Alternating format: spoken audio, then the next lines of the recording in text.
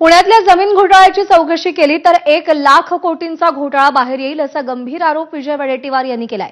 पार्थ पवार म्हणतात घोटाळा केला नाही, मात्र घोटाळा झाला याचा थेट दावा वडेट्टीवारांनी केलाय।